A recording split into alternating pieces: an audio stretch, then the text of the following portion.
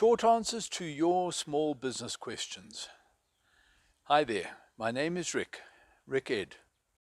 So the question we're answering today is, how do I pivot my business? Well, we'll answer this question in 3 steps. First of all, we will ask, what is a pivot? And once we know that, we will ask, why would a business pivot? And finally, once we know that, we will look at how we pivot. So let's start out with, what is a pivot? Well, it's just a fancy name for when a business makes a significant change. That change may be as a result of a need to adapt to new conditions, or it may be an opportunity to satisfy needs that were not available to us before. Either way, what changes is how we achieve that and not the vision. The vision, the value proposition that we've sold to our customers, that is unchanged. It's the strategy that changes. Well, why do businesses pivot? Well, there are 2 main categories of reasons. And the first is to embrace opportunities that were not available to them before. And the second is, when times are difficult, they may have to respond and adapt. Either way, the economy may be working in their favor or against them. Technology may be offering them opportunities or challenges. And the market needs may have changed. So who is it that is going to survive in a market that changes the economy, technology, or customers' needs? Is it the fittest? No. Is it the smartest? No. I think we misunderstood Darwin. He said, those who survive are those who are most able to adapt to changing circumstances. Entrepreneurs are able to pivot because they recognize opportunities and they adapt to fulfilling those changing needs. Did Blockbusters adapt? No, it didn't. Did Netflix adapt? Well, Netflix anticipated that technology was going to change, and in fact, they planned their pivot way up front. Their value proposition was an enjoyable video experience at home, whether they delivered DVDs or whether you streamed it online. So how do we pivot? Well, first let's have a look at some successful pivots. Thereafter, we'll look at some opportunities that are available to us. And finally, we will look at the steps that we need to take to pivot our business. Successful pivots include YouTube, that used to be a dating site, and Netflix that we've already spoken about, Starbucks that used to sell coffee machines. We look at Nintendo, that was a playing card company. Nokia was a paper mill. Twitter was a podcasting service, and Play-Doh was originally a product for cleaning walls. So with this in mind, what low-hanging opportunities are available to us? If you are in technology or in the health services, you might look at telehealth. If you're in manufacturing, you might look at replacing plastic in consumer and commercial goods.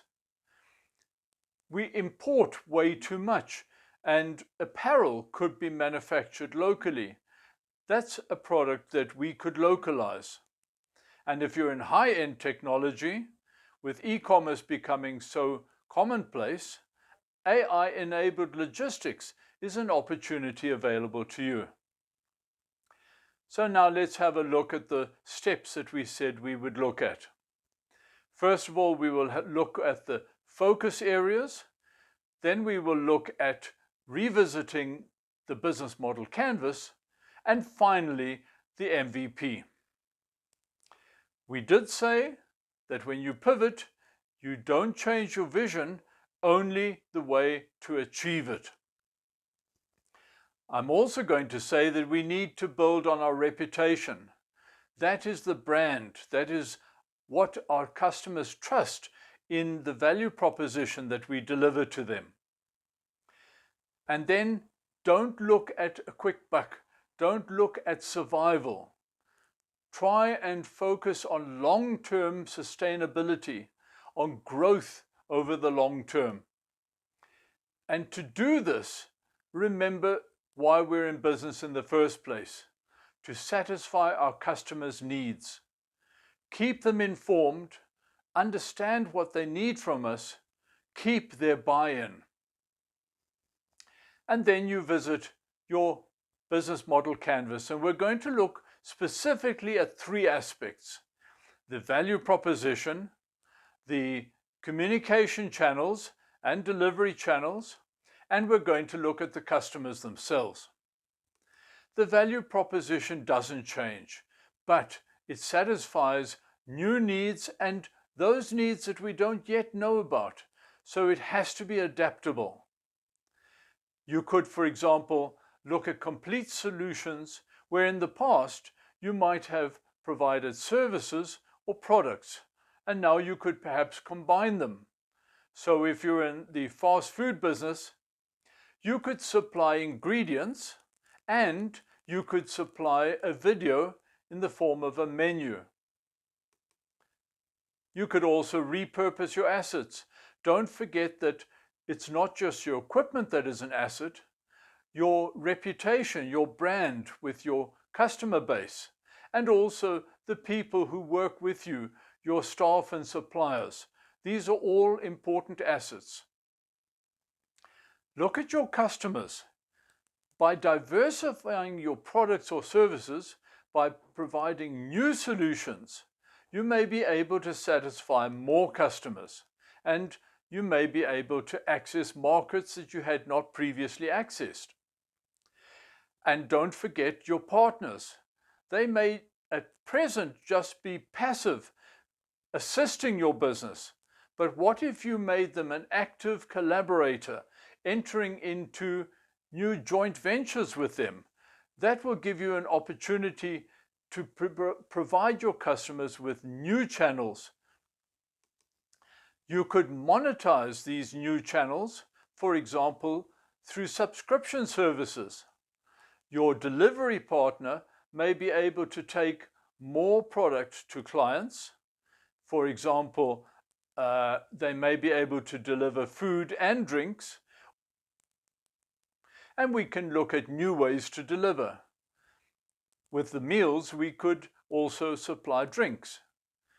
If we're delivering groceries, we could supply pharmaceuticals.